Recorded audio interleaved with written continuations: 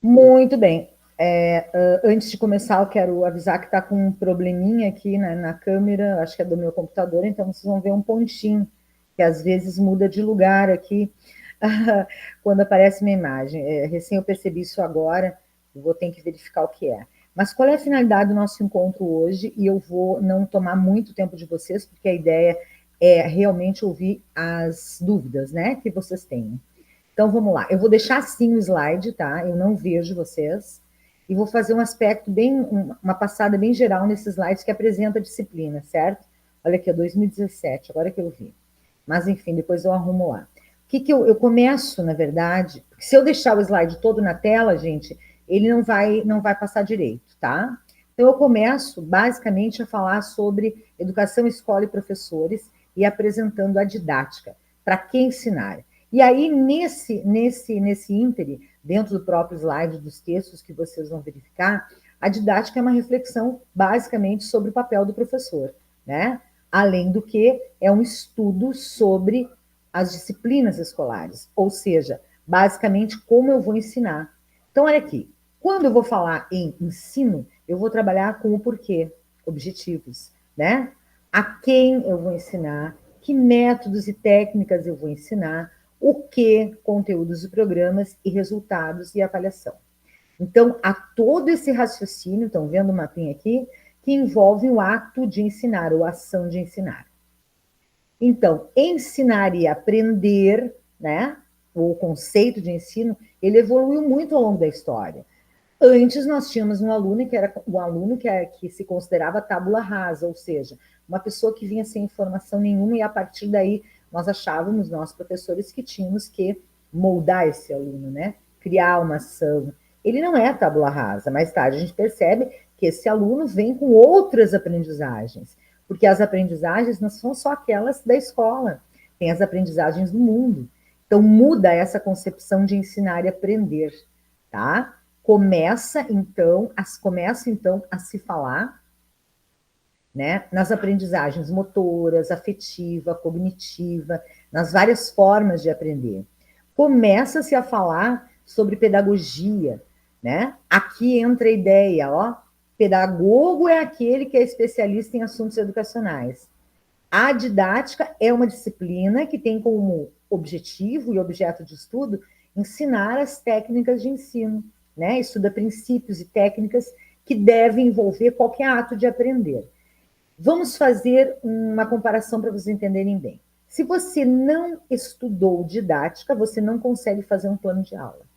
Por quê? Porque a didática vai te dar informações e conhecimentos suficientes para que você elabore um plano de aula. Da mesma forma que se você não cursou metodologia da pesquisa, você não pode fazer um projeto de pesquisa ou um TCC. Vejam que há uma ligação estreita entre a teoria que se aprende, conhecimento que se aprende em didática e o conhecimento que eu vou colocar lá no meu plano de aula em práticas de história, práticas 3, né, que a gente está fazendo agora. Inclusive, eu sou aluna também do curso.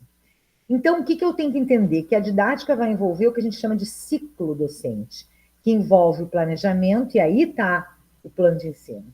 A orientação, quando o professor atua e orienta e executa o que planejou, e o controle, que é a supervisão constante do processo de ensino-aprendizagem, através de avaliações prévias, que são as diagnósticas, durante o processo, no final do processo, em vários momentos.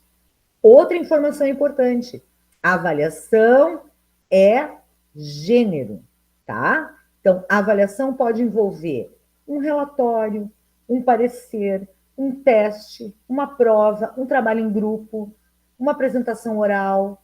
Vários instrumentos podem ser usados na avaliação. E a avaliação ela pode acontecer por bimestre, por semestre, dependendo da escola onde vocês vão atuar, mas em cada plano de aula, em cada unidade de ensino, é aconselhável que você tenha uma forma de avaliar se o aluno aprendeu ou não aprendeu. Com isso, você vai ter o resultado de que precisa melhorar ou aprofundar ou voltar. Que conhecimentos precisa retomar na sua aula, né? Porque é só assim que eu vou poder saber como é que está o meu plano de ensino e fazer o controle, como está a minha aula. Aí, didática significa a arte de ensinar. No início do processo de aprendizagem havia um triângulo, né? Que era esse aqui, ó. Tô indo rápido, gente, porque isso aqui já é algo que está há algum tempo já no sistema. O que eu tinha aqui, ó? Professor lá em cima, aluno aqui embaixo e o conteúdo do lado. Então, o professor estava numa escala hierárquica superior ao do aluno. Ele não se aproximava, então eu tinha aquela educação tradicional, né? Depois, nós começamos a mudar, e aí vai ter alguns autores, como Libânio, que vocês têm inclusive as obras para ler, vai trazer os conceitos diferentes. Ó, vamos falar no Oliveira aqui, que vai trazer a didática como um campo de conhecimento onde a interação, tá? Interação entre professor, aluno e aprendizagem. Eu não tenho mais aquela pirâmide que o professor fica no alto, o aluno e conhecimento aqui embaixo. E aí, nós precisamos também observar que quando a gente fala em docência, a gente está falando em exercício do magistério. E aí, uma observação da prof aqui nesse momento. A professora da educação infantil é professora, ela não é tia. Tá? Tia é irmã do teu pai, irmã da tua mãe. Lá ela tem que ser tratada como professora. Aliás, em qualquer etapa do ensino. Porque se eu fizer isso ao contrário, né, ou usar outros termos, eu poderia estar desvalorizando a profissão. Porque a docência e a regência, vocês vão ouvir esse termo também, ele ainda é muito usual, é o exercício do magistério. Para exercer o magistério, eu preciso fazer cursos de licenciatura, não bacharelado, nem tecnólogo. Tá? Por exemplo, alguém que faz direito pode exercer o magistério? Não. A não ser que ele tenha feito, uma pessoa, bacharel em direito, tenha feito um curso de licenciatura, ou especialização na área da educação, ou mestrado e doutorado, dependendo do nível de ensino, né, que ele vai atuar. Então, essas questões são importantes, elas são trabalhadas lá na legislação educacional e na formação docente, tá? Então, a expressão docente diz respeito aos professores, vem do latim e significa ensinar. Importante a gente ter isso, saber, né? Por que nós estamos aqui. E aí, é preciso ir além do triângulo, e vai trazer por que tem que ir além do triângulo, né? Lembram daquele triângulo inicial que eu mostrei? E aí, é sempre bom saber o que os professores pensam sobre didática. E aí eu provoco, né? Você sabe o que é didática, qual é seu conceito, como ser professor nesse mundo, como fazer o exercício da docência. Hoje existem vários desafios, que é a questão da mídia, né? Hoje eu preciso ensinar e aprender com o meu aluno a como identificar uma mídia que é fake news ou uma mídia que é segura. Então, cada dia nós temos novos desafios como docentes. Bom, vou passar para o outro slide que eu quero compartilhar com vocês. Vou fechar esse aqui. Esse é o primeiro que a gente trabalhou, tá? Só estou passando uma geral aqui. Esse é o primeiro que a gente trabalhou na disciplina, que está lá, que ele vai acabar mostrando a importância, né, da didática. Nós vamos, então, agora para o próximo. Depois eu já abro para as perguntas, tá? Pode ser? Anota a tua perguntinha aí, que daí fica melhor, no final a gente volta, certo? Deixa eu só abrir outro slide para mim, acompanhar aqui. Aqui. Cláudio, ótimo, Cláudio, obrigada. Bom, aqui nós temos objetivos de ensino. Veja como é importante, gente. O objetivo de ensino está relacionado ao conteúdo, tá? E aí eu entro lá no texto do Claudino Piletti. O que são objetivos de aprendizagem? O que eu quero que o meu aluno aprenda? Lembra que a professora de práticas, ela falou, a professora Viviane, olha, ensinar é igual aprender. Por quê? Porque cada vez que a gente ensina um conteúdo, a gente aprende mais sobre ele. Porque vem os questionamentos, né? Vem as perguntas, isso faz com que a gente melhore a nossa prática. Ou seja, quanto mais você ensina, mais você aprende. Porque para ensinar, você tem que estudar. Objetivos do ensino, vou trazer a ideia de Libânio. Depois, a importância dos objetivos. Olha aqui, é o ponto de partida da ação docente. No plano de aula, os objetivos de ensino, eles vão ser baseados naquela da BNCC, lembra? Naquelas habilidades. Então, se eu tenho uma habilidade que é conhecer o processo histórico da escravidão e das revoltas escravas no Brasil. Agora eu estou usando lá uma tarefa, né, de trabalho que a professora de formação histórica 3 deu. Eu tenho que pensar que objetivos eu quero com essa habilidade, né? Os objetivos eu vou listar sempre com um verbo na frente. Ali no material de vocês, vocês têm a famosa taxonomia de Bloom, que vai dizer, se eu quero que o aluno escreva, é um objetivo. Se eu quero que o aluno reflita, é outro objetivo. É muito simples. A tabela te dá uma orientação de como elaborar. Você não vai dar um conteúdo do nada, do zero, né? A escola tem o projeto político-pedagógico, você vai ter o plano de curso, né, que é de toda a disciplina, de todo o conteúdo, você vai ter a BNCC com as habilidades para aquela série daquele ano, daquele assunto, né, habilidades em história, por exemplo, e você vai ter o seu plano de aula, que é elaborado tudo amarradinho ao projeto político-pedagógico, às habilidades BNCC. Então, o conteúdo não surge do nada. Há um planejamento, há uma equipe de técnicos estudiosos, junto ao MEC, que elaboram esse processo de conteúdo. Que conteúdo para cada série? O professor, sim, deverá explicar no seu plano de aula como que ele vai dar aula, como que ele vai trabalhar determinado conteúdo com aquele aluno, com base em todas essas regras, digamos assim, impostas. Então, não é algo solto no mundo, tá? E o objetivo é o ponto de partida da ação docente. O que eu quero? O que eu quero com esse conteúdo?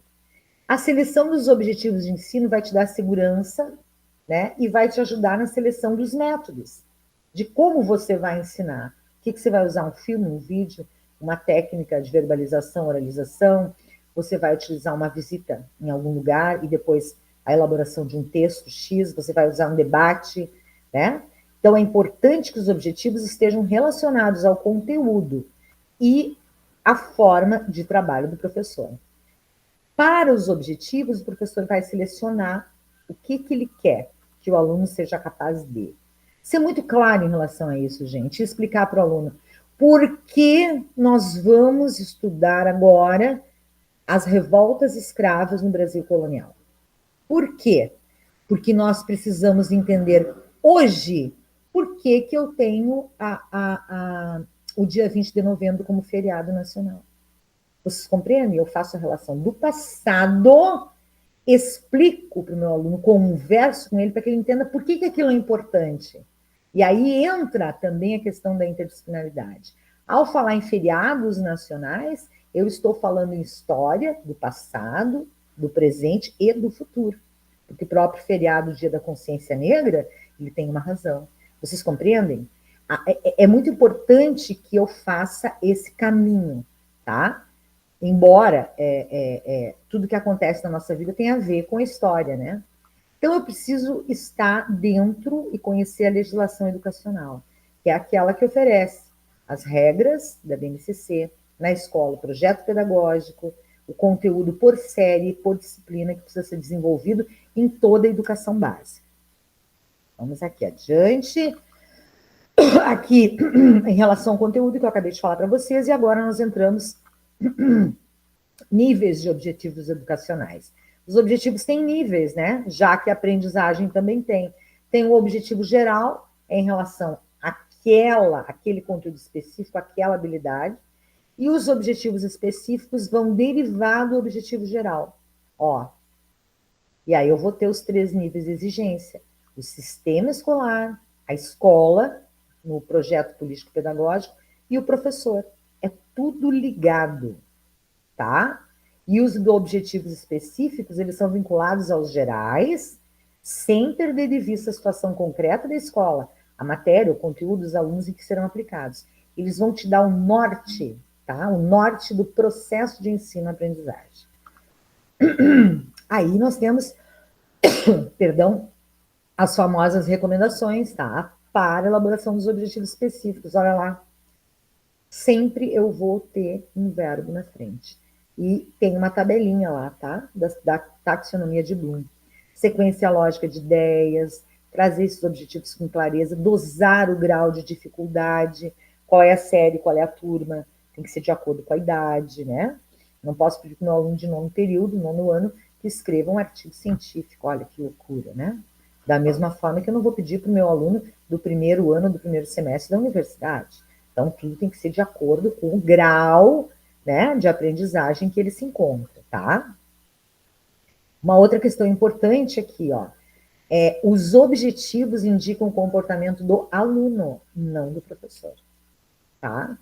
Proporcionar, refletir, entender, compreender, sempre vai ter um verbo na frente. Então, eu tenho que explicar o que eu quero que o aluno realize, aprende, desenvolva, para demonstrar isso aí, tá? Esses objetivos. Depois eu terei aqui exemplos, ó, olha que legal, ó. Objetivo geral, contextualizar um conteúdo científico com conhecimento já existente, aprimorando a capacidade de realizar questionamentos. Objetivos específicos, listar tópicos sobre o que existe dentro da Terra, reconhecer as diferentes camadas da Terra, discutir a formação das rochas. Aqui é bem geografia, mas dá para a gente ter uma ideia de como é que funciona, tá?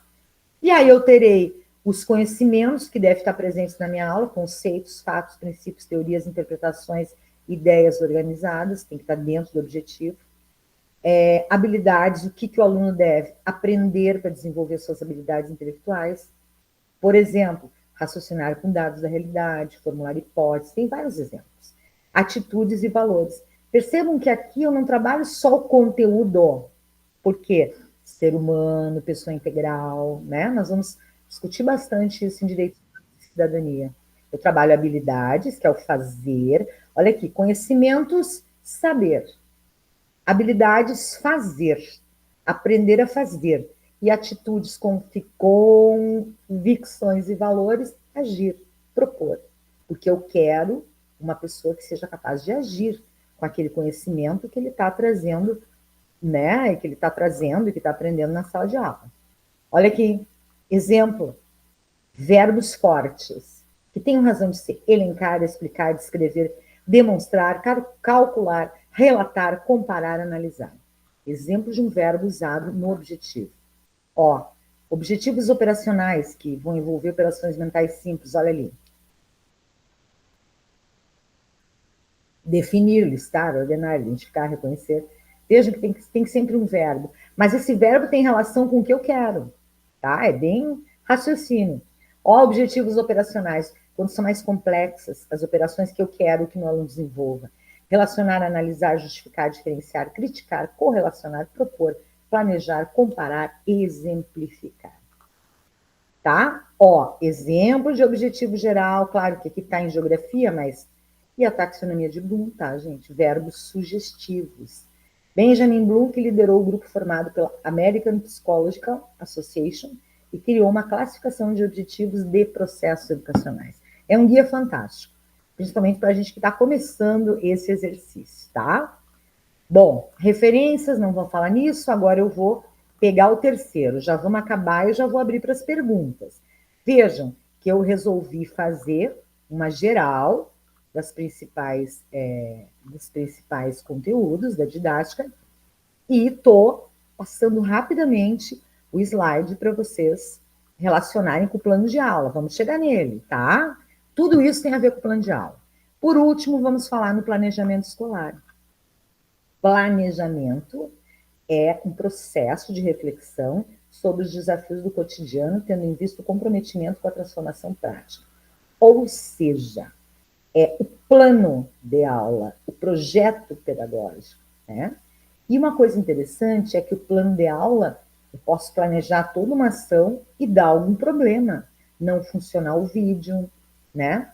Ou irem poucos alunos na aula, eu ter que repetir aquele plano num outro momento e adaptar, ou não deu tempo, ou deu alguma questão nova que surgiu na sala de aula, um outro questionamento que nos direcionou para um outro tema. Então, eu tenho que estar pronto e pronta para saber que o meu plano de aula pode ser modificado.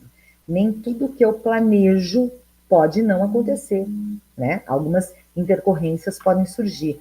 Ou chegou um palestrante que a diretora, a orientadora gostaria muito que os alunos assistissem. Aí aquele plano já tem que pensar em adaptar, né? Eu ponho uma observação, obviamente que eu vou usar em um outro momento.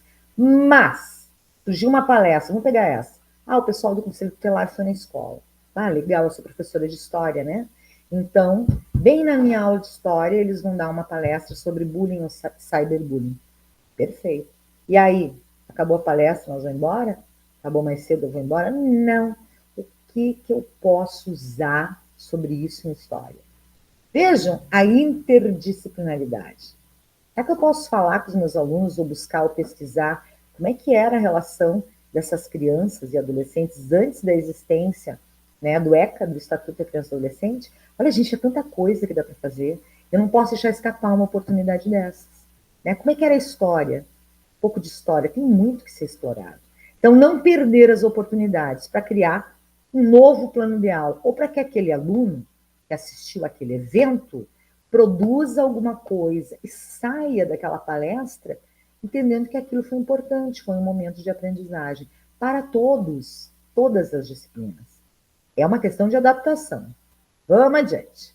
Ó, vocês já sabem, né, que a educação ela está em 3 níveis, federais, estaduais e municipais. Antes eu tinha os PCNs, agora, antes não, eu tenho os PCNs, né? E agora eu tenho o Plano Nacional de Educação, tá? Antes eu tinha os parâmetros curriculares nacionais, que eram os conteúdos fixos, agora está mais aberto. E aí eu vou ter também as habilidades da BNCC. Aí eu vou ter uma legislação que vai falar na própria LDB, né? Isso é retirado da obra de Celso Vasconcelos. Vai falar sobre como é que se organiza os estabelecimentos de ensino. E eu tenho que dizer o seguinte: qualquer estabelecimento de ensino, federal, estadual, municipal, público ou privado, tem uma orientação única. Não é porque a escola privada vai ter um conteúdo e a pública não. É tudo igual. Por quê? Porque é o sistema de educação, certo? Então, esse sistema é o mesmo para todas as escolas, sejam elas públicas ou privadas. O que torna diferente uma escola pública ou privada? A forma de manutenção, a forma de contratação dos professores. O resto, gente, de conteúdo é igual. Pode ser que numa escola privada tenha mais material didático. Pode ser porque hoje a maioria das escolas públicas tem muito bom material didático bem farto, né? Há verbas para isso. E se não tem, a gente tem que reclamar, né? Porque eu tenho o famoso Plano Nacional de Educação e tem também as verbas próprias destinadas à educação. Não vou me estender, porque isso aí é outro tema, mas eu só precisava fazer isso para poder colocar vocês dentro desse pensamento. O que é um PPP, Projeto Político Pedagógico, né? Modelos de projeto político pedagógico, que é o projeto da escola. Depois eu tenho aqui, segundo aí a Bastos Veiga, que é uma outra autora. Depois eu tenho os princípios que norteiam o projeto político pedagógico. Vejam aqui, gente, tudo tem a ver com o quê? Democracia. Estou fazendo um projeto político pedagógico de uma escola dentro de um Estado democrático de direito. Certo? É tudo ligadinho, não tem nada separado. O que vai ter no PPP, no projeto político pedagógico. Aí o plano de curso e de aula. Olha a diferença. Leiam aí. Plano de curso é um tipo de planejamento que busca previsão mais global para as atividades de uma disciplina ou série no período do curso letivo bimestral ou semestral. E o plano de aula busca o detalhamento do plano de curso. Estão vendo? Um depende do outro, definindo objetivos específicos, procedimentos, materiais e ações específicas.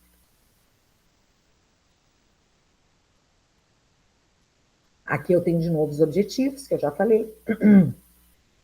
2 níveis de abrangência, gerais ou específicos. Aqui eu tenho método e metodologia. Método é o meio pelo qual se busca atingir o objetivo, é o caminho que eu sigo. Se eu falar em pesquisa, qual é a metodologia da minha pesquisa, né? Então, e a metodologia é o princípio que norteia a escolha dos métodos. Logia é estudo dos princípios. Então, eu posso, dentro de uma metodologia de ensino, ter vários métodos de ensino. Olha lá, aula expositiva, exposição compartilhada, seminários, palestras, videoaula. Trabalho independente, estudo dirigido, pesquisa, leitura individual e coletiva, interpretação. Interação conjunta, orientação de trabalho, debate sobre o texto. Gente, um debate tem que sempre ser orientado. A pessoa tem que ter as questões prévias. No final, ele tem que fazer um fechamento. Não é debate deixar o aluno falar o que quiser, não.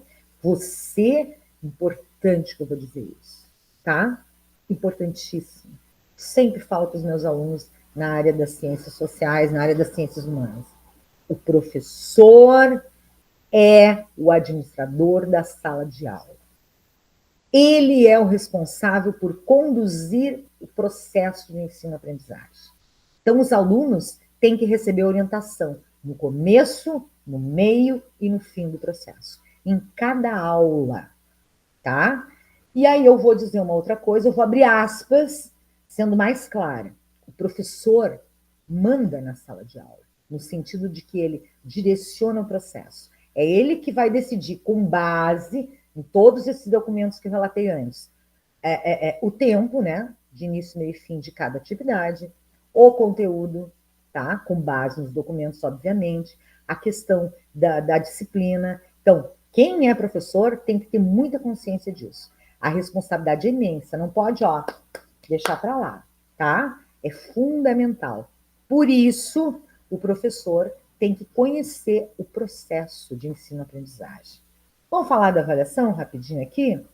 A avaliação não é prova, necessariamente. A avaliação é um sistema em que, né, um processo sistemático e contínuo integral, em que eu vou verificar se aqueles objetivos que eu planejei foram alcançados.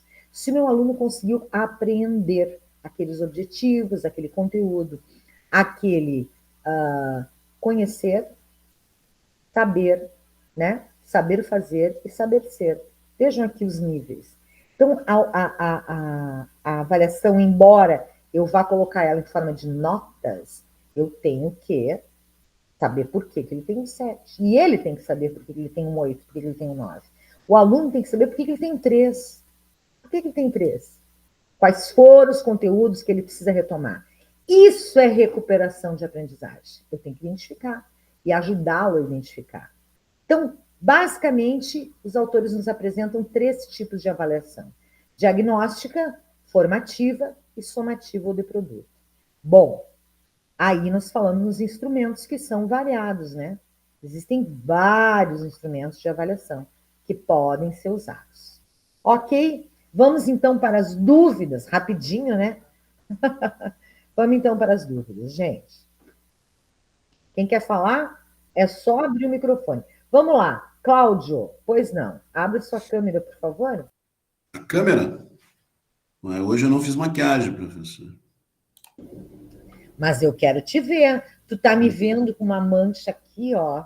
Ah, muito bem. Prazer em conhecer, seu Cláudio. Bem-vindo. Prazer, professor.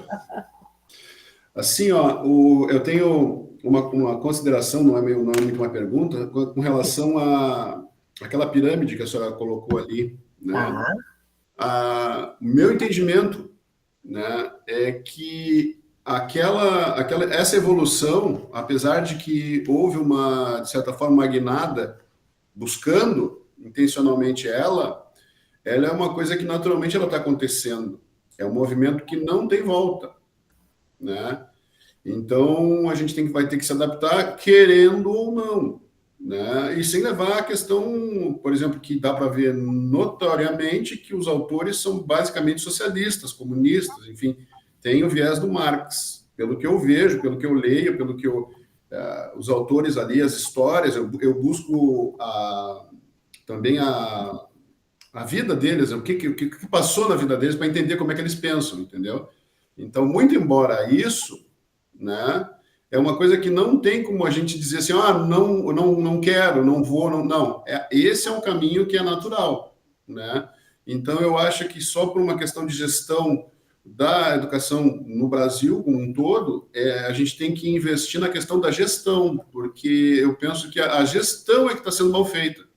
Que nós temos bons professores, temos no caso, tecnicamente é muito bom, mas existem problemas de gestão, né? Mas isso aí é que nem a senhora falou, é coisa que é uma coisa da minha cabeça, né? E não vou contra a maré, mas é o entendimento que eu tenho, claro, assim, até agora, né? Porque a gente está no segundo ano, praticamente, de curso, na metade do curso, Sim.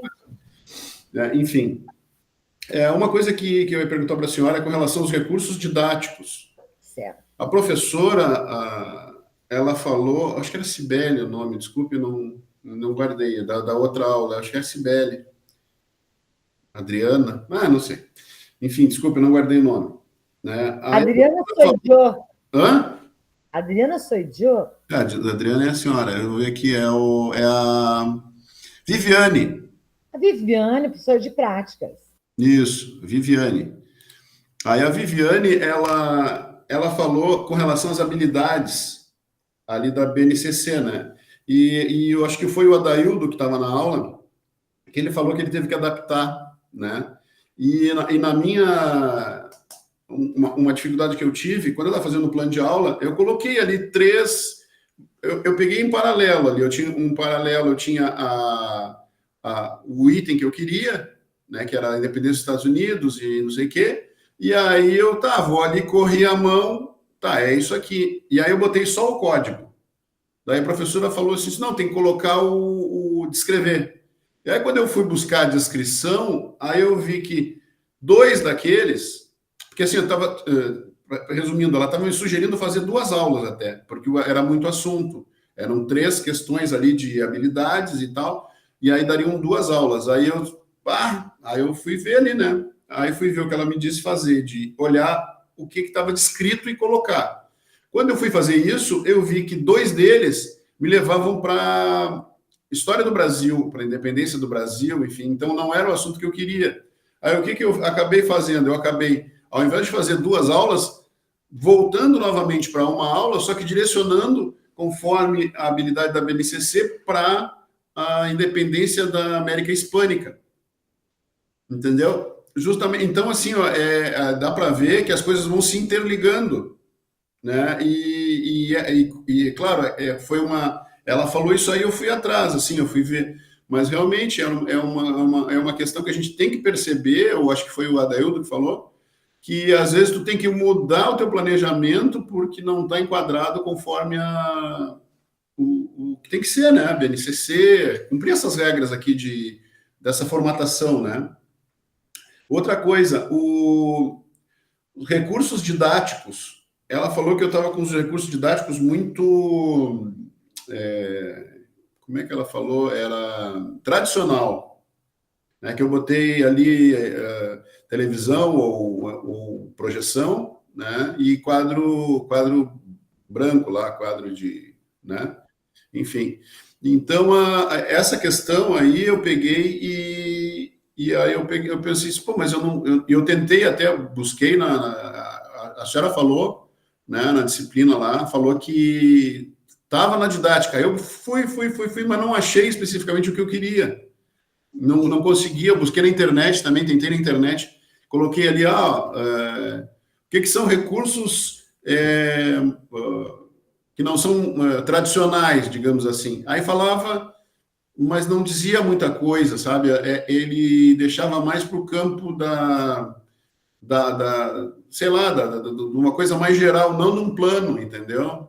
Aí, porque num plano tu coloca isso, isso e isso. Não, aí seria um planejamento um pouco mais extenso, assim, tipo, eu vou dar minha aula, eu vou fazer um teatro, eu vou fazer não sei o quê, vou fazer não sei o que lá, vou fazer jogos, vou criar jogos, que nem já foi feito em outra matéria, né, de criar jogos, foi solicitado criação de jogos para a matéria, né? Mas ali, especificamente num plano, fica difícil de tu colocar muita coisa, pelo menos para mim, né? Eu até falei da colega lá, não me lembro agora o nome da colega especificamente, e a colega foi bem criativa, né? Aí faltou a questão a princípio, pelo que se viu ali, faltou a questão justamente da organização ali no papel, mas a ideia foi uma ideia bem criativa, né? Então essa é uma dificuldade, né? O que são recursos didáticos modernos, sofisticados e tal, né? O que é isso, né? Outra coisa com relação à avaliação, né? A senhora não falou, mas ultimamente se coloca conceito também, notas e conceitos, né?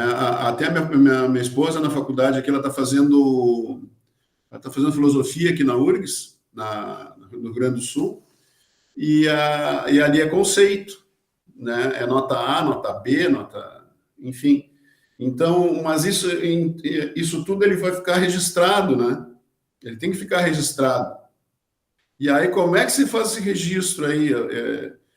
Que antigamente, eu acredito que a senhora nem participou desse tipo de coisa, né? Mas antigamente o professor tinha um caderninho ali, né?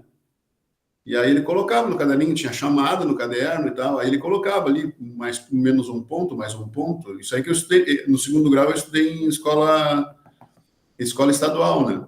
No primeiro grau eu consegui fazer, eu fiz o primeiro grau com bolsa em escola particular, né?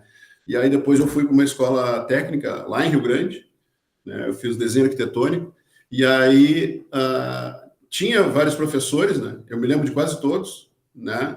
E tinha esse caderno. E aí a professora, vai fazer um não sei o quê. Aí tá, a nota do fulano, ela ia dando a nota e ia colocando ali, anotando ali, né? Como é que é feito esse controle hoje? Existe algum tipo de controle? Ou tu pega a folhinha? Como é que é isso? Eu tô assim, ó, é que nem eu falei, esses dias eu falei, acho que não sei se foi nessa aula passada, eu terminei o segundo grau em 1986, né? De lá para cá eu não vivenciei a escola, exceto faculdade, que eu fiz faculdade, mas eu não vivenciei a escola para a qual eu vou dar aula, né? Que é a princípio, até o segundo grau, ou o ensino médio.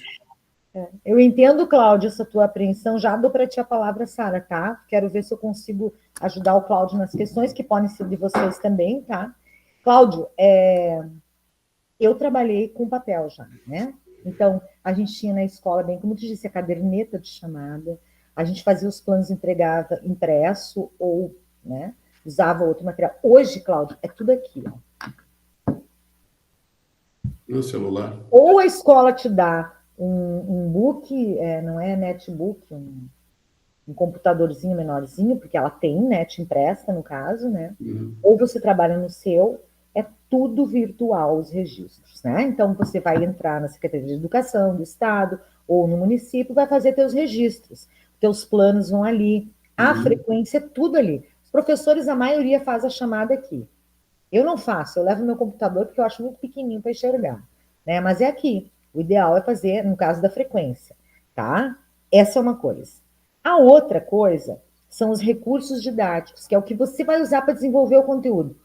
Óbvio, uma aula de 50 minutos você não vai fazer um teatro.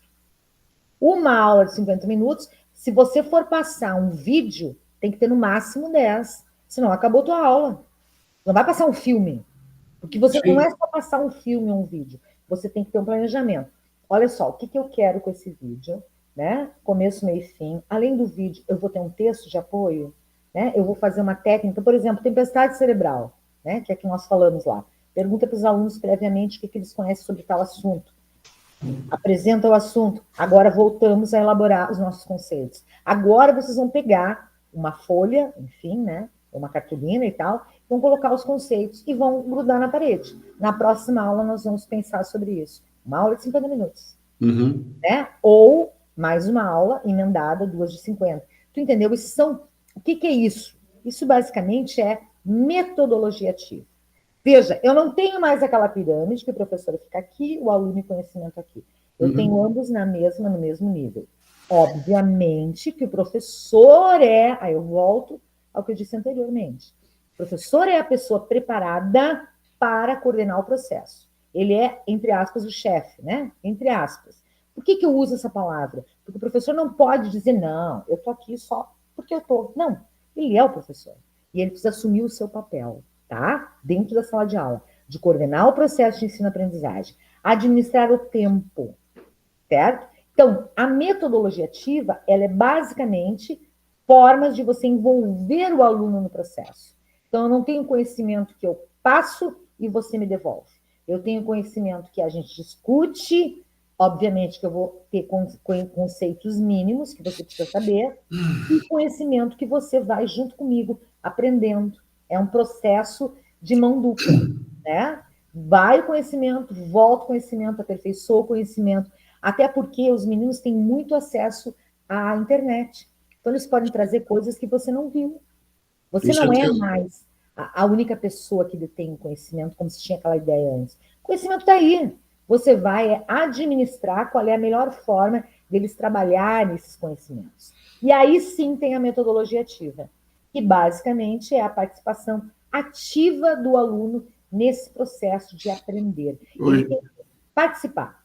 Sim, hoje em dia, então, uma ideia que eu vejo pelo meu filho agora, que ele entrou ele está na faculdade, está no 2º ano já, mas, enfim, o final do 2º grau do ensino médio, né, eu via muito que eu achava que eu sabia e ele já vinha com uma coisa diferente daquilo, melhor, mais... Que aí ele falava de curiosidade, coisas que eu gosto muito, sempre gostei de curiosidades. Ele vinha com coisas que eu jamais pensei, e aí, onde é que tu leu isso aí? Não, isso aí está na internet. Exato. Entendeu? Exato. E aí, como ele tem a facilidade do inglês, ele vê, né? Ele assiste podcasts e coisas em inglês, né? E aí, o que acontece? Aí é pior ainda, né? Não sei se é essa palavra, mas ele consegue mais informações ainda do que o que se passa aqui no Brasil. Com certeza. E a nossa visão de mundo, eu digo nossa, porque eu sou contemporânea tua de escola, a nossa visão de mundo é diferente da deles. Sim. Nós nascemos com a máquina de escrever, né? O legal era ter datilografia, uma coisa que me orgulha até hoje, digitar todos os dedos, né? Sim. A gente teve que aprender com a pandemia, usar as tecnologias. Certamente, eles já nasceram com a tecnologia. Até assim, tu vê... conhecimentos que são bons para a gente. Lembra que eu falei? Ensinar é também aprender, né? Isso. Agora, não joguemos no lixo todo o ensino tradicional.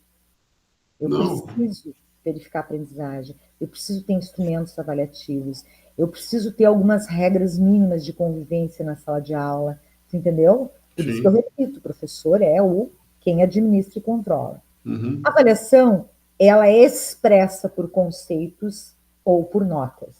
Algumas escolas têm conceitos, outras não. Mas eu tenho que entender qual é o resultado do conceito A. Por que tem o conceito A?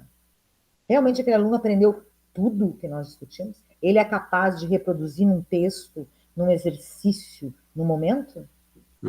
Sim. Né? 10 é 10, gente. A gente não banaliza. Sim, 10 é do professor. Não, também não. Desculpa. Mas você tem alunos nota muito 10. Agora, você também não minimiza, né? Sim. Então, é uma relação em que o processo de educação ele não pode estar focalizado na avaliação como punição.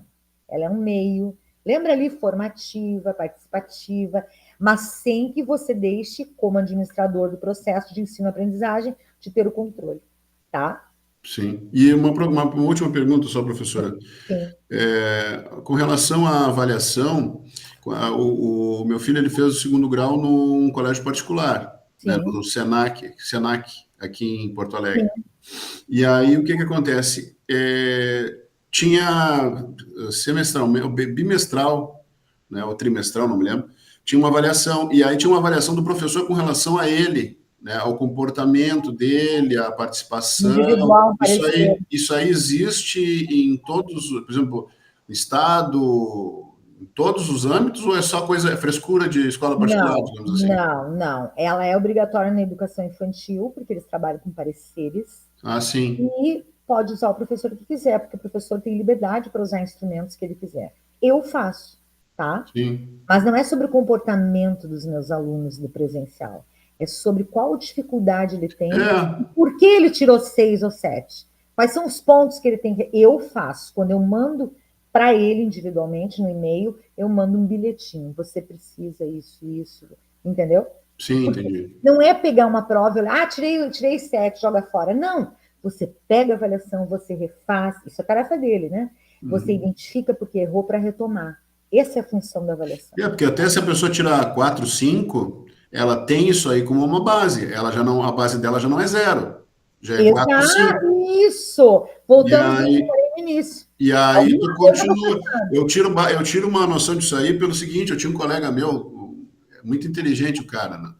Daí o que aconteceu? Ele tirou 4 numa prova. Assim, mas meu Deus, tirei 4, como é que eu tirei 4? E aí ele chegou e disse, não, vamos lutar contra esse 4. Claro. E aí na próxima prova ele tirou 10. Aí ele chegou na média 7, que na escola era permitido, né? Porque na faculdade, se tirasse menos que 5, não tinha recuperação, né?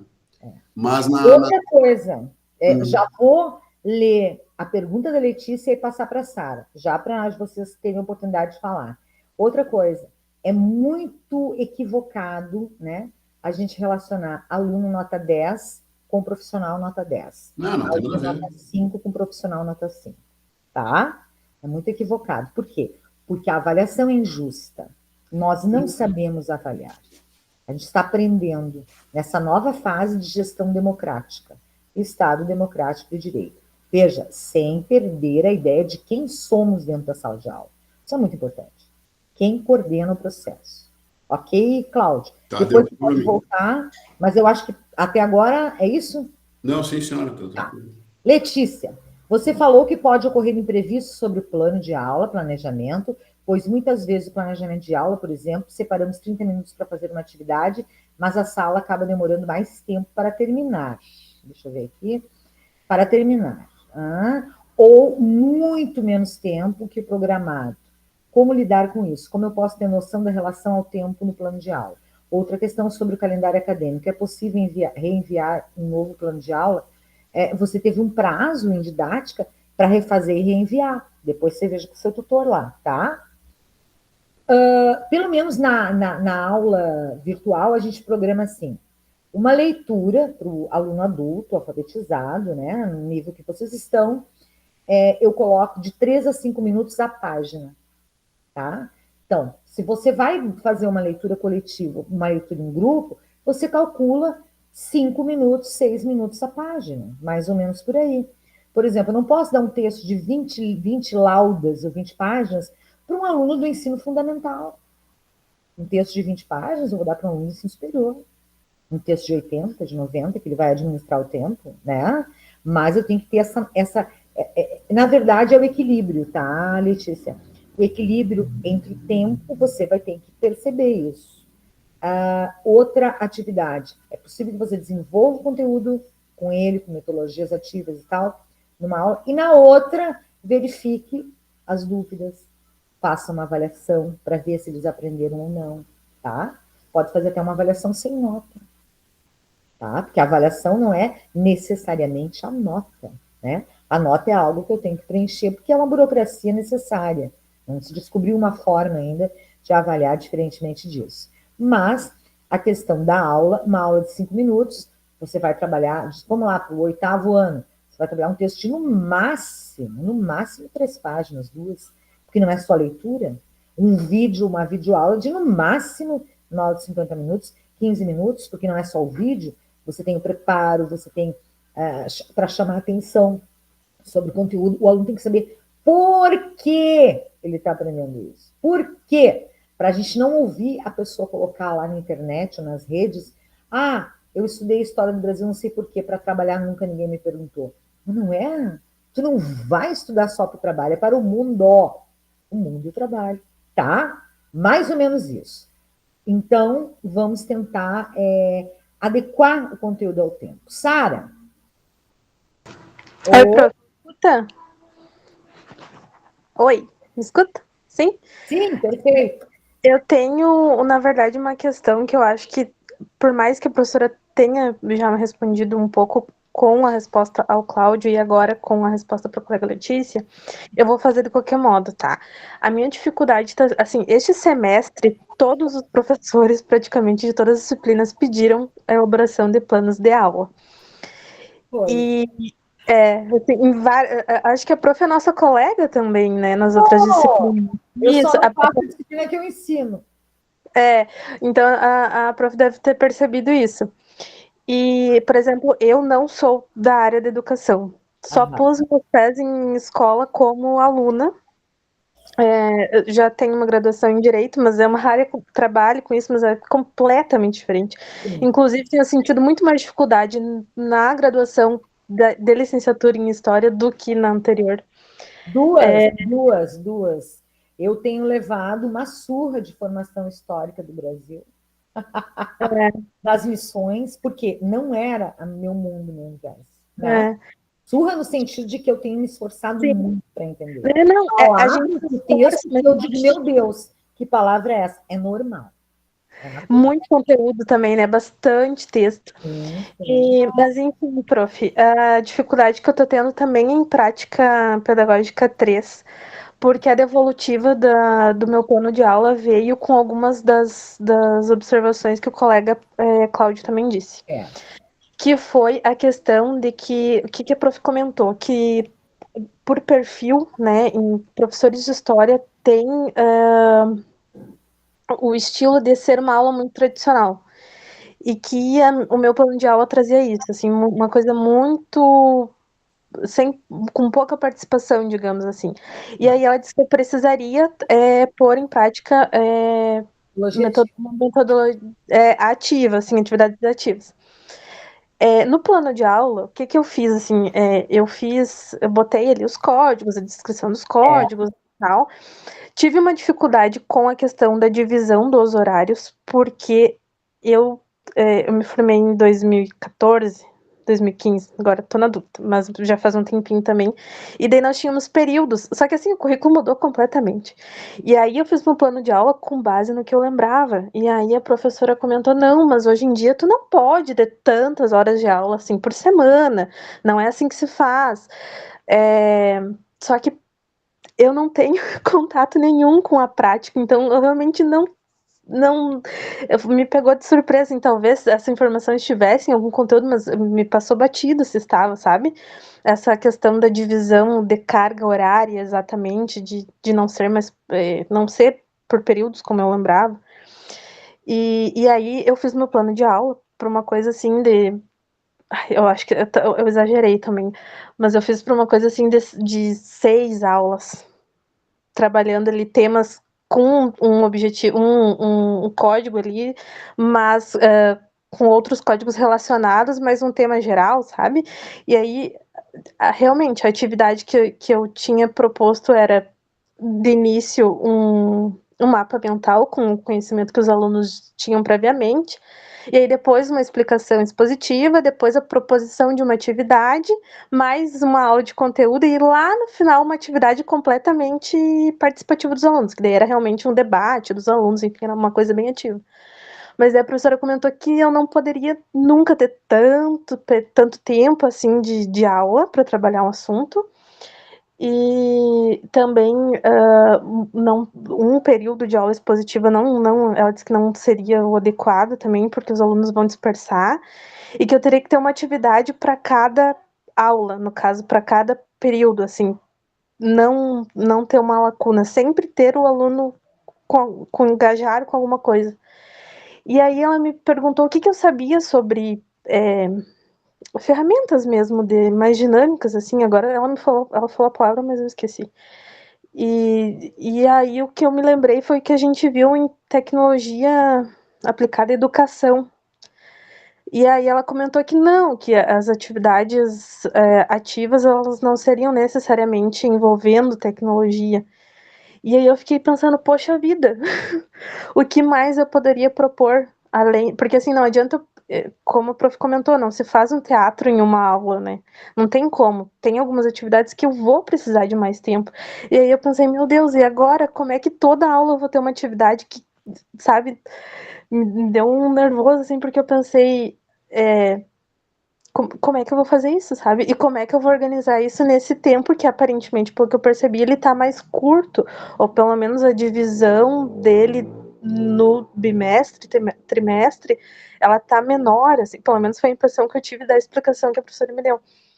E aí eu fiquei pensando, que tipo de atividade que eu vou fazer, sabe? Porque eu pensei em algumas coisas além das que eu já tinha colocado, mas são coisas que eu não imagino fazendo, trabalhando, por exemplo, 30, 40 minutos em aula e 10 fazendo uma atividade. Eu não imagino nem eu conseguindo organizar os alunos para fazer uma atividade assim, sabe?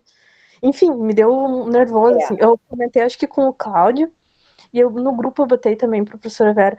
Eu estava com dificuldade para entender isso, né? Que esse semestre, assim, foi tanta coisa exercitando, ótimo, é ótimo, porque a gente está fazendo as reflexões agora, né?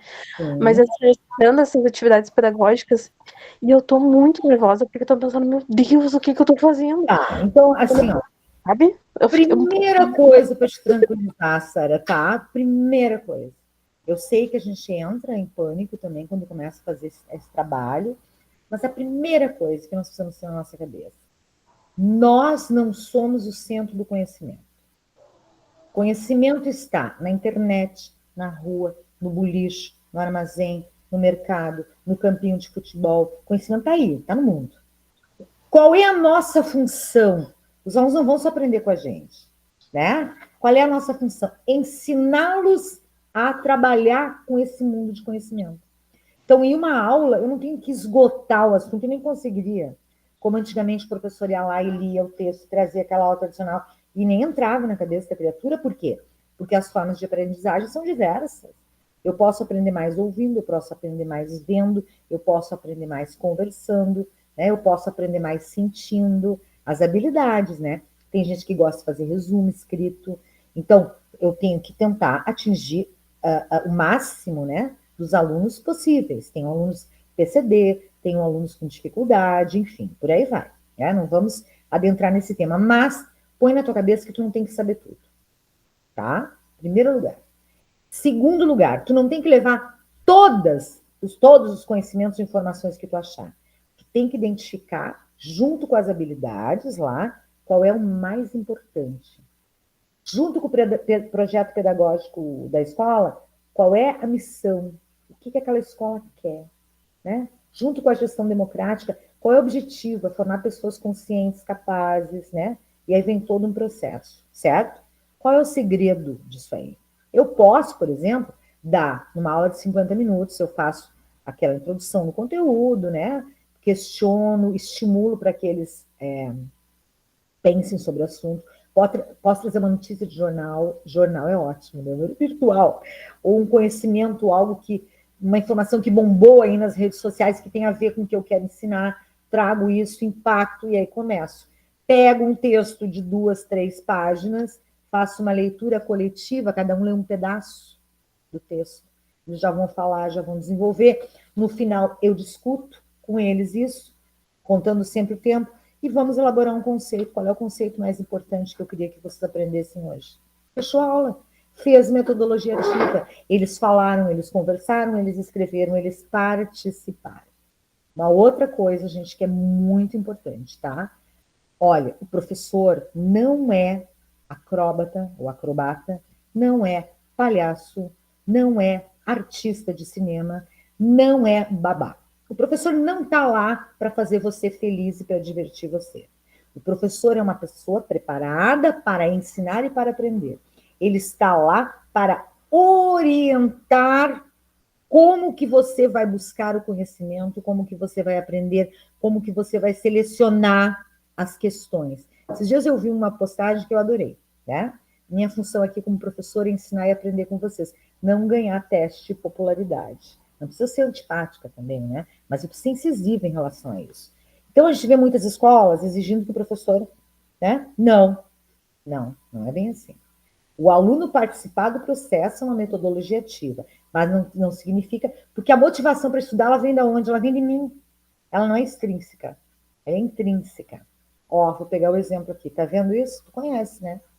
Isso é uma balança do direito. E aí, qual é o segredo? Ela não pode pender muito nem para cá e nem para cá. É o meio. O próprio direito tem isso aqui como símbolo. Você, na medida que fizer suas leituras, na medida que elaborar seus planos e fazer suas práticas, vai encontrar um meio. Não tem uma fórmula mágica, tá? O que é importante? Você saber qual é o papel do professor, né? Qual é o conteúdo, porque você nunca vai conseguir esgotar o tema, tá? Então, é um pensamento mais, digamos assim, atualizado do processo de ensino-aprendizagem. É fora aquela pirâmide, fora, né? E também tentar, eu sei que é difícil, pensar como atrair a atenção deles. Só que a responsabilidade, ela não é só sua, ela é deles também. Aí entra escola, pais, família, bom, aí é um outro discurso, tá? Mas isso que você sente é normal, sabe? Por quê? você está aprendendo. Se você não tivesse preocupada, você não estaria aprendendo.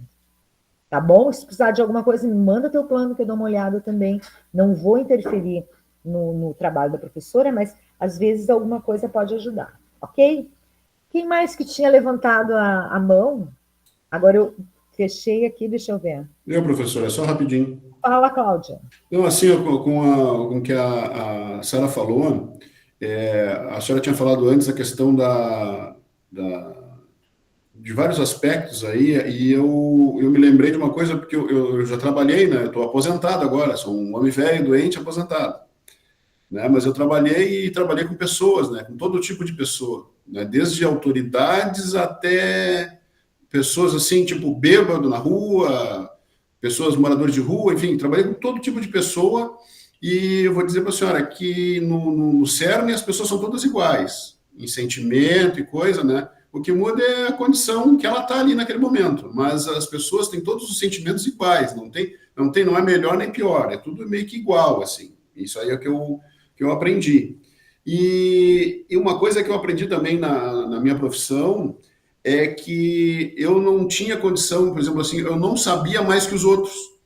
O meu diferencial é que eu conseguia pegar o que o mecânico lá me falava, o que o cara que limpava o armamento lá me falava, eu pegava o conhecimento de todo mundo e eu detinha um pouquinho de cada um, mais o meu somado. E aí isso me dava a condição de gerenciar as coisas.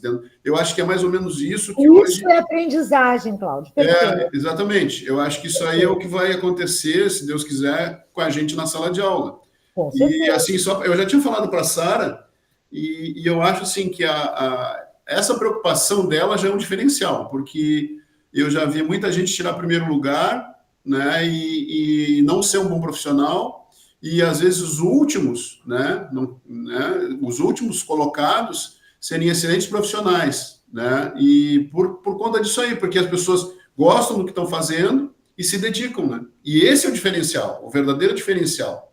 Porque o conhecimento ele vai ali numa média. Porque tu não tem como tu passar um conhecimento, que nem a senhora falou, passar conhecimento a nível de faculdade ou de ensino superior para uma turma de nível médio ou para uma turma Então, o conhecimento vai ser sempre menor daquilo que tu domina. Com certeza. Né? Então, em relação ao conhecimento, vocês estarão realmente... Senão, mais tranquilos, acredito eu. Um aluno para dar aula para o aluno. Não, né? Sim. Vocês precisam, primeiro, saber o que é ser o professor. Exatamente. É o grande diferencial, eu acho. O que o Cláudio falou, eu me autoconheço. Eu sei que eu não sou tia, eu não sou irmã, eu sou uma professora. É uma profissão. Qual é a minha função? É aprender e ensinar, coordenar o processo de ensino-aprendizagem. Dominar, né, ou conhecer as técnicas e o conteúdo na medida da necessidade. Você não vai agora dar aula, você vai ler 200 livros de história. Não. Até porque as histórias que a gente estuda no curso, conteúdo de história, eu não vou replicar para o meu aluno. Vocês percebem, são livros de universidade. Eu não estou estudando livro didático. Para o meu aluno, eu vou estudar, vou ter um livro didático. E mais, além da gente ter essa base do livro didático, a gente tem vários sites e vários locais onde buscar na internet. Agora, eu preciso saber o Word e eu preciso dominar o acesso à internet de algumas plataformas. Isso é fundamental. Se eu não fizer isso, não vou conseguir ser professora. Tá? Importantíssimo. É normal, Janilson. Quem é que tinha pedido a palavra? Se sentir seguro, é natural. Claro! E outra, os meninos, eles são diferentes dos nossos amigos, digamos assim, de adolescência, né? A gente brincava de corda, a gente andava de bicicleta, a gente brincava de esconde-esconde, a gente brincava de bolita, de bolinha de gude, a gente brincava de pega-pega, a gente saía para patinar na rua, andava até altas horas, o pai e a mãe nem sabiam onde a gente estava, que era seguro, era outro tempo. Hoje eles vivem encerrados no quarto com a internet e telefone. Então, eu tenho que pensar que essa geração tem um outro olhar sobre as coisas. E eu, Adriana, Paulo, que chegou agora, Paulo, bem-vindo, Jeane, Sara, Jamilson, Maria Jardine, Maria José, Carlos Augusto, Cláudio, tenho que estar aberta a isso. Porém, sempre existirão, viu, Cláudio? Tu vai entender bem o que eu estou dizendo, valores que têm que ser preservados. E aí não significa que é do ensino tradicional, significa que é a educação como um todo, né? Eu sempre gosto muito de dizer isso, né? Eu tenho que saber quem eu sou na sala de aula. E mais, tentar aprender o que é um plano, o que é um objetivo. Não é do nada que sai. A administração do tempo, Sara, a gente vai aprendendo. Você fez um plano de aula, passou, não deu? Você para, anota no final do plano, a gente sempre deixa uma observaçãozinha para terminar na próxima aula. Na próxima aula, você não vai entrar direto, você vai dedicar uns 5, 10 minutos para situar os alunos aonde nós paramos. Porque às vezes tu entra na aula, professora, qual é a disciplina? Outra coisa, tá? Eu acho, vou compartilhar com vocês, que é uma experiência que eu tenho dos anos que eu trabalhei na educação básica, no ensino fundamental, e os quase 30 no ensino superior. Eu comecei bem jovem, viu, Cláudia? Aí, o que acontece? Eu entro na sala de aula até hoje. Boa noite, a data e a disciplina. E aí, nas primeiras semanas de aula, eu ponho meu nome, sempre, né? Aí eles ficam me olhando, eu digo, sim, porque às vezes tem gente que acha que, quem é essa? O que ela está fazendo aqui? Que disciplina é essa? Se a gente adulto, às vezes, fica com a cabeça meio perdida, imagina criança e adolescente, que vivem no mundo da lua e no mundo da internet. Então, são coisas que podem parecer simplórias, mas que vão fazer com que eu tenha o controle. Veja, a palavra controle não é ditadura, tá? Não é a questão de ser um professor excessivamente tradicional e achar que sabe tudo, não. Quando eu uso a palavra controle, eu falo na administração do tempo, do conteúdo, dos objetivos, da forma de aprender. Então, eu tenho que estar presente, né? Os alunos precisam me ter como alguém que orienta, que está ali para orientar. Mas não esgota nunca o assunto, tu não consegue. Tu pode dar tarefa, gente, tema de casa, que coisa maravilhosa. E como eles gostam de mexer na internet, descobre jogos, né? Lança desafios, estimula teus alunos a buscar mais conhecimento. Eu estou dando um conteúdo lá sobre a história do Brasil, tem uma curiosidade interessante sobre a vida nos quilombos. Eu estava até lendo agora, vocês leram, né? Sobre poliandria. Eu disse, ai meu Deus, que é isso? Eu fui para a internet. Olha, é um assunto que talvez interesse, em alguns locais, obviamente, né? Então, tem coisas que são fundamentais, que talvez eles não saibam, coisas diferentes você pode trazer, você pode propor, né? E aí isso também vai trazer o interesse do aluno, vai trazendo. E a prática, ela só melhora com a prática. Quanto mais vocês ensinarem, melhor, digamos assim, vocês ficam. Agora, conteúdo tem que ler, gente. Não tem para onde correr, tá? De preferência, assistir os vídeos. E agora é o momento de treinar. Vai chegar um momento no curso que você vai assistir, observar as aulas, tá? E aí você já vai se familiarizando. Vai chegar um momento no curso que você vai para a escola, ver como funciona a rotina da escola. Isso é muito importante, né? Porque assim, no primeiro momento, parece que é um outro mundo. E é, né, gente? É um mundo diferente do que eu estou acostumado como aluno. Só que é um mundo inserido nesse grande universo de internet, né? De mundo sem fronteiras, né? De briga pela manutenção das culturas próprias e por aí vai. Mas vocês devem ter percebido que este semestre ele está todo engatilhadinho, viu, Sara? Todo o conteúdo estudado aqui tem a ver com o outro, tem a ver com o outro. Cláudio? Não, só colaborando com o que a senhora está falando, tudo no começo de uma experiência nova na vida da gente, né? Tu olha para um lugar, tu chega num lugar e tudo é novidade. Parece que aquele lugar não é teu, né? Tu tá chegando tu vai te sentar numa cadeira, aquela cadeira, tu não tem familiaridade com ela, a mesa onde tu tá sentado para trabalhar, o lugar, enfim, as pessoas, nada é familiar. Aí passa um tempo, tu começa a interagir e tu começa a pertencer àquele local. E isso é uma das grandes coisas que faz com que a pessoa até cresça, né? Porque tu sentir pertencente àquele ambiente faz com que tu crie uma relação, tanto afetiva, né? Quanto uma relação de querer o melhor para aquilo, né? O melhor, que funcione da melhor forma. Então, eu acho assim que o professor, que nem a preocupação da Sara em chegar em sala de aula, a gente vai chegar em sala de aula e vai achar tudo estranho, né? É, Mas daqui a pouco, no final do ano, tu tá recebendo caixinha de bombom das crianças. maçã. Enfim, eu acho que é isso, né? Eu acho que a grande questão é a gente manter acesa essa chama, esse medo, né, entre aspas, né, de errar, porque esse medo de errar nos traz a segurança de buscar fazer as coisas certas, né? Verdade. Porque um lema do bombeiro diz que primeiro eu e a segurança, depois o salvamento. Porque não adianta tu estar inseguro para salvar uma pessoa, tu tem que estar Com seguro. certeza. Então isso aí é fatal, né? Ah, maravilha, Cláudio, muito bom. E eu vou dizer uma coisa para você, gente. Olha, eu já trabalhei em várias coisas.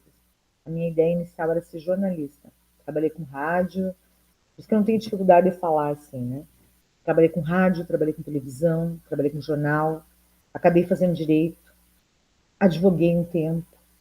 E eu comecei com magistério de educação infantil, né? E advoguei um tempo, não era bem isso. E aí comecei a me apaixonar pelo direito mais no final do curso. Aí fui fazer cursos para ensinar, fiz uma licenciatura, fiz um mestrado, fiz um doutorado em direito, agora estou fazendo história e digo para vocês, quem gosta de ser professor vai entender que é a melhor profissão do mundo. Porque só nessa conversa que eu tive com vocês aqui, por 1 hora e 15 minutos praticamente, eu aprendi muito mais do que vocês podem imaginar. Eu espero, de coração, Cláudio, Maria José, Jamilson, Jeane, Letícia, Carlos Augusto, Sara, Paulo e alguém que já tenha saído, que eu tenha ajudado vocês nesse pensamento e tranquilizado também.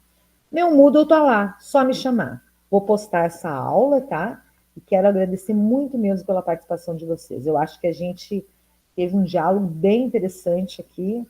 Talvez eu tenha ajudado, né? Eu espero, a vocês trabalharem o plano de aula. Encerro a gravação por aqui.